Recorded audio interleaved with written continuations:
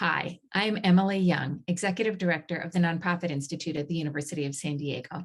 I'm very pleased to present Anna Diaz, who is a principal at Dowling and Yahnke Wealth Advisors, and she's also an advisory board member to the Nonprofit Institute.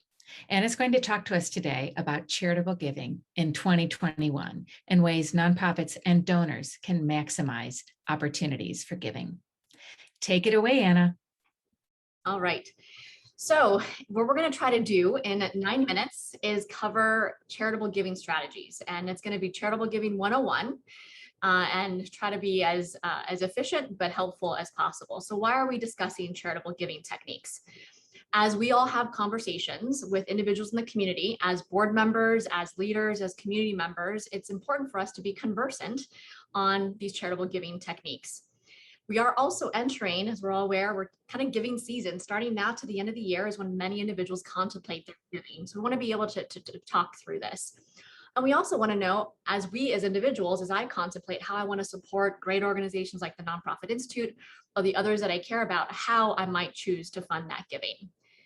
So let's now talk about a couple of these strategies. So the first, let's talk about cash giving. So cash giving has always been a great way to fund some of your charitable organizations, but the CARES Act, which was passed last year, as we all know, to support the pandemic, there was a very special provision around cash. And there are two things to think about here. One is there now a $300 above the line deduction. What does that mean? Is that typically when someone is giving charitably and to get the deduction for it, you had to itemize, and that's something that's on your tax return. But now if you give $300 or less, you automatically get dollar for dollar deduction. You do not have to itemize. Why is that important?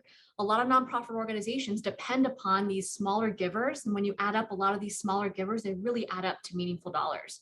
So one, that's good to know. The second is that as we do give cash more than $300, we now have the limitation been increased to 100% of adjusted gross income. What does that mean? Well, before, if you were giving cash prior to the CARES Act, you were limited to 60% of your adjusted gross income, which is a figure that shows up on your tax return, on an individual's tax return.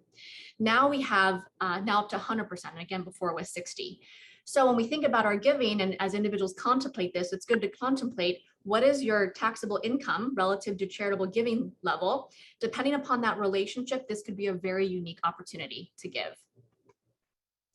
Okay, now let's talk about giving appreciated securities. And appreciated securities are essentially investments that have grown in value. They've appreciated in value. And when we think about giving appreciated securities, it's kind of a quadruple benefit. I'm going to walk you through why it is. One is that let's just say I bought $10,000 worth of Amazon stock. And I bought it 2 years ago and it's now worth $20,000. I'm really quite happy. It's doubled in value. Now, as I've had that $20,000, I might choose to say, I'm going to give that $20,000 in Amazon stock to the Nonprofit Institute. So what do I get? Number one, I get a deduction for the $20,000 worth of fair market value of that stock to the Nonprofit Institute. The second is that I avoid paying that capital gains tax. So let's think of it the other way. Let's say instead of giving them the Amazon stock, I said, I'm going to sell that Amazon stock of $20,000 today, but I'd owe gains tax on the difference on that $10,000. But instead, by having given it to the Nonprofit Institute, I'm forever removed from having to pay that tax. They can sell it easily and have no tax consequences. So it's a double benefit there. Now let's talk about the third benefit. Rebalancing the portfolio. So I'm in the money management space. And so what that means is when you're managing portfolio assets, the goal is to be diversified and watch any concentrations you might have. Some of these stocks have done very, very well. And so the intent, if you're disciplined, is to reduce some of them over time.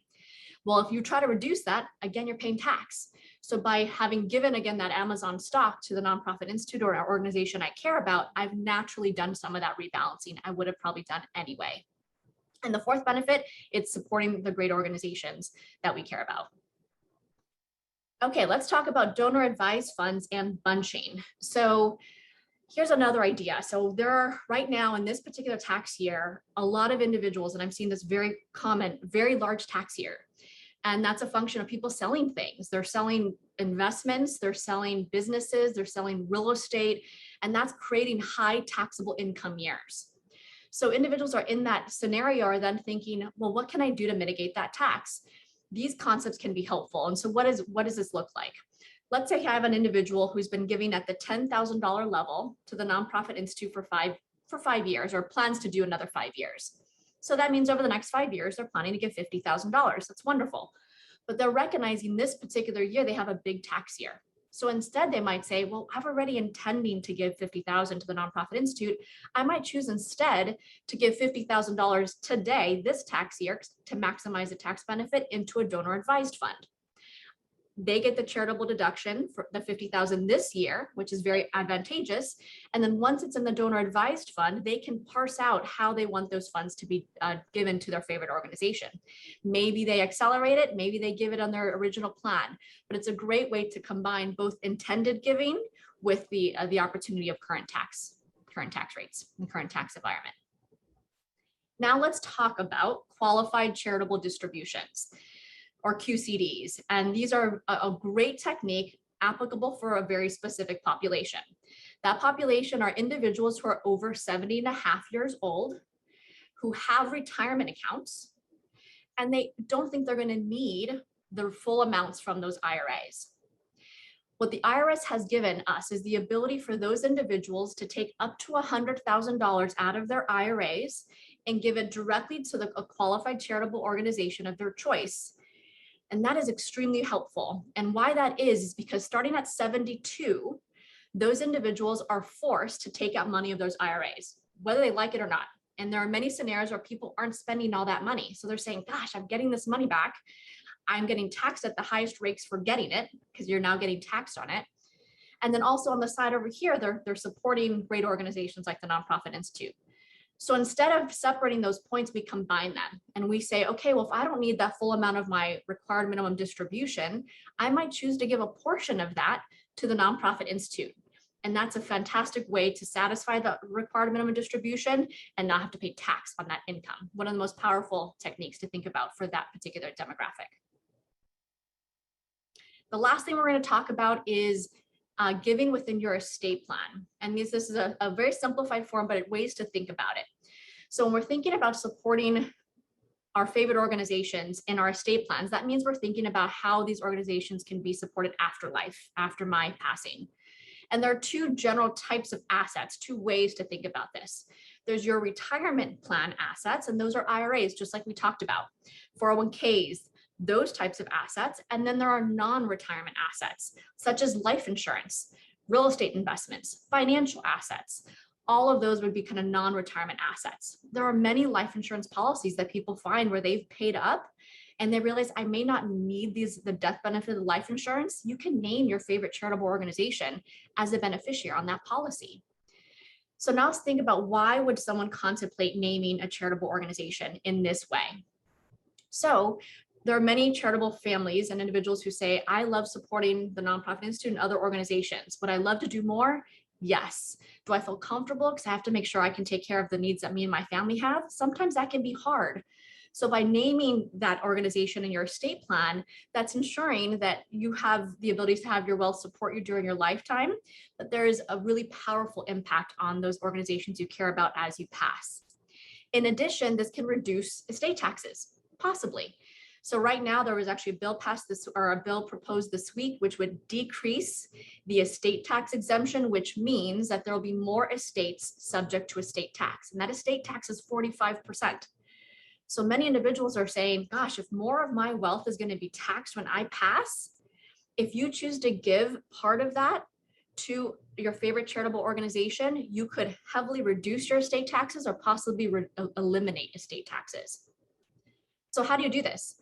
What you do is, if you have a retirement account, so an IRA, a 401k, you name them as a designated beneficiary. It's a document that you signed when you opened the account, if you have, if you had one, but you can always update it anytime, and you can name the charitable organization. You could name a dollar amount, you could name a percentage, you could name a full amount. And then the other way is for those non-retirement assets, you name the charitable organization in your will or your trust. And please consult your estate planning attorneys, your legal advisors, your financial advisors, or your tax advisors to perfect all of this. But it is a way that you could also name your charitable organization. And just like the IRAs, you could name amounts, you could give percentages, you could give specific assets. All of that is possible with what you're searching for. So I hope I covered some helpful information as quickly as I could in 9 minutes. Thank you so much, Anna. And does anybody have any questions for Anna in the last couple minutes that we have together today?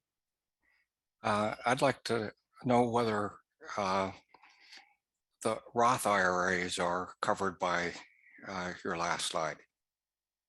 Roth IRAs, you cannot do a QCD out of a Roth. Okay. Yes. Now, and that's a good question, because the benefit of the QCD is to not have to pay the income tax that otherwise would have been paid, which IRAs are subject to, but Roth IRAs are not. They are permanently tax-free capital. So any dollars you take out, you're not paying tax on. So it's frankly one of the better assets you'd want to leave towards maybe non-charitable beneficiaries, honestly. Okay. Thank you. Well, thank you so much, Anna. We really appreciate your giving us your time and your expertise today. And this session has been recorded.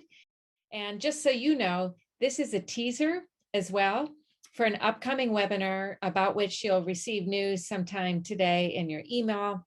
Anna and John Kramer will be joining forces in October, on October 12th, to provide a longer presentation about why this year is an especially good year to give and what nonprofits and donors alike should know. So thanks again for your time today, and we look forward to seeing you all soon. Take good care.